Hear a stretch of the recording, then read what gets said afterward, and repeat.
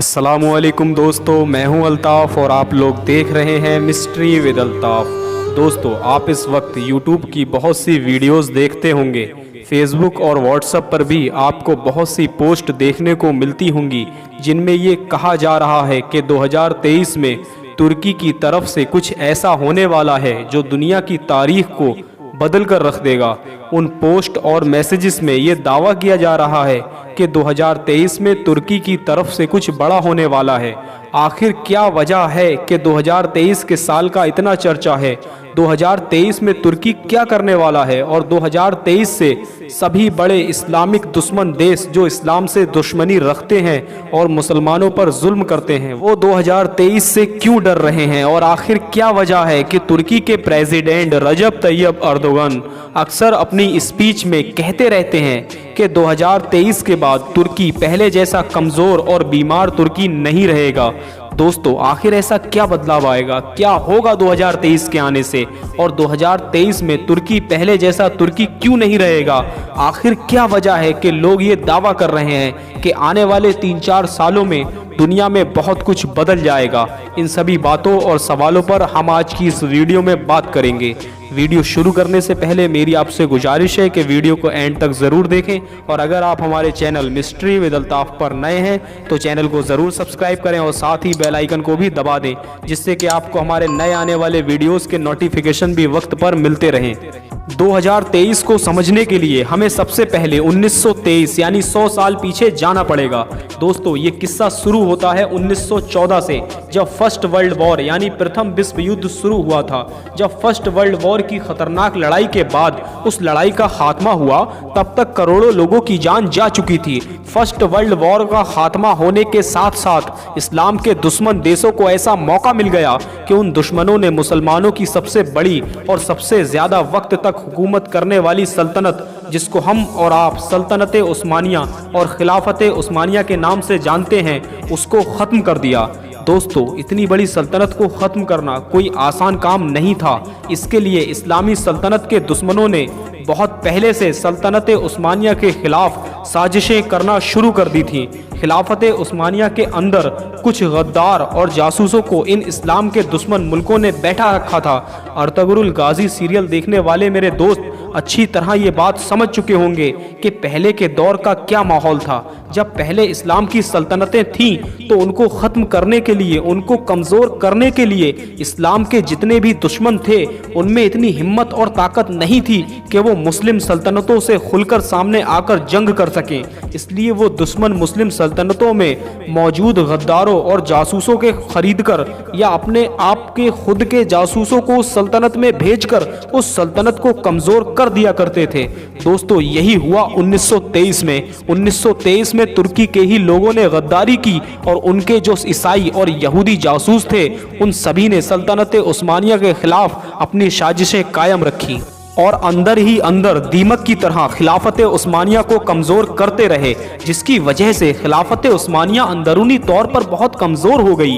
اور اس کا نتیجہ یہ ہوا کہ ان غداروں اور اسلام کے دشمنوں کو 1923 میں وہ موقع مل گیا جس کا ان غداروں اور دشمنوں کو کئی سالوں سے انتظار تھا۔ ان لوگوں نے ترکی کے کمزور ہونے پر اس کے سامنے یہ شرط رکھی کہ اگر ترکی اپنی سلامتی چاہتا ہے تو ہماری شرطوں کو ماننے کے لیے تیار ہو جائے۔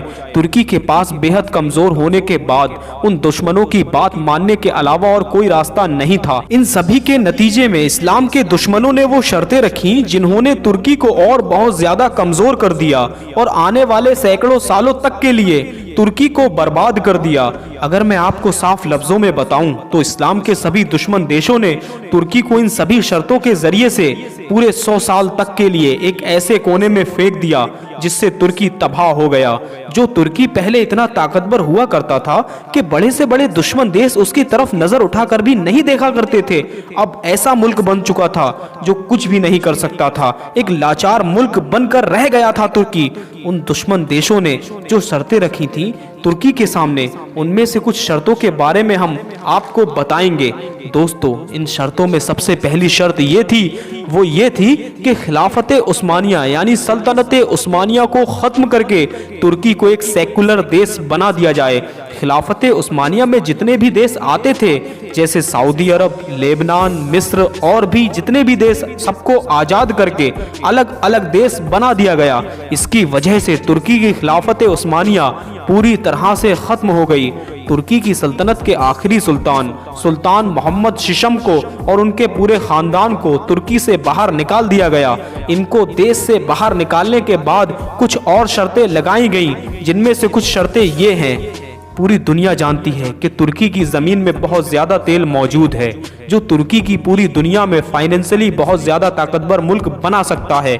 जैसा कि आज दुबई, सऊदी अरब जैसी कंट्रीज़ में तेल की भरमार है, जिनकी वजह से ये कंट्री बहुत ज़्यादा अमीर हो चुकी हैं। दोस्तों, तुर्की भी सऊदी अरब और दुबई की तरह तेल की मदद से दुनिया का बहुत ताकतवर मुल्क बन सकता था, लेकिन उन दुश्मनों ने एक शर्त ये भी लगाई कि तुर्की अपनी ज़मीन से 100 सालों तक तेल नहीं निकाल सकता।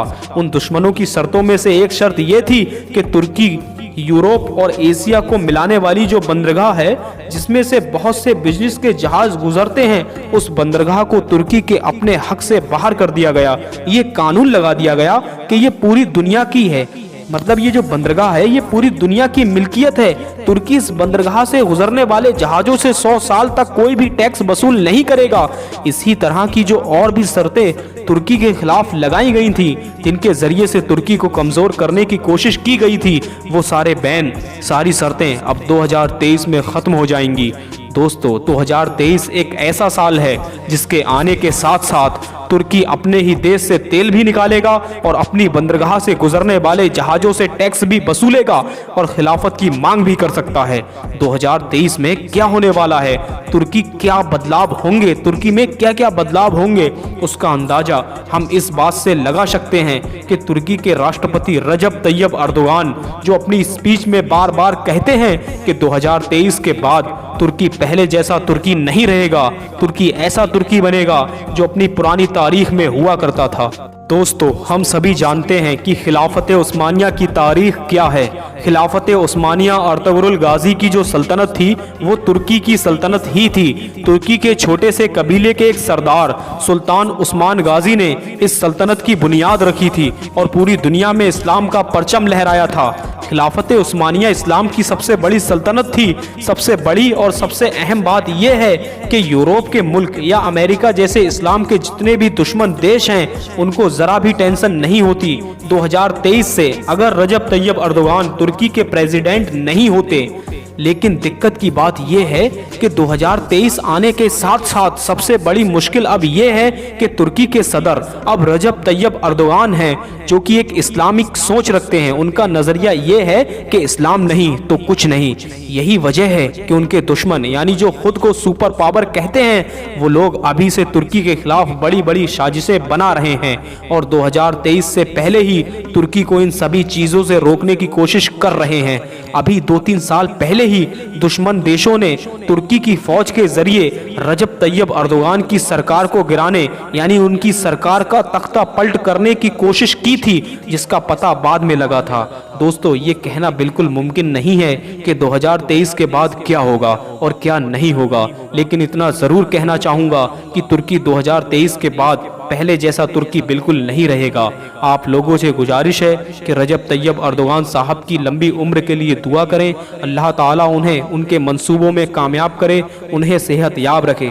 दोस्तों, आज की वीडियो को हम यहीं रोकते हैं। अगर वीडियो पसंद आई हो तो वीडियो को लाइक करें और अगर आप हमारे चैनल मिस्ट्री विद अल्ताफ पर नए हैं तो चैनल को ज़रूर सब्सक्राइब करें।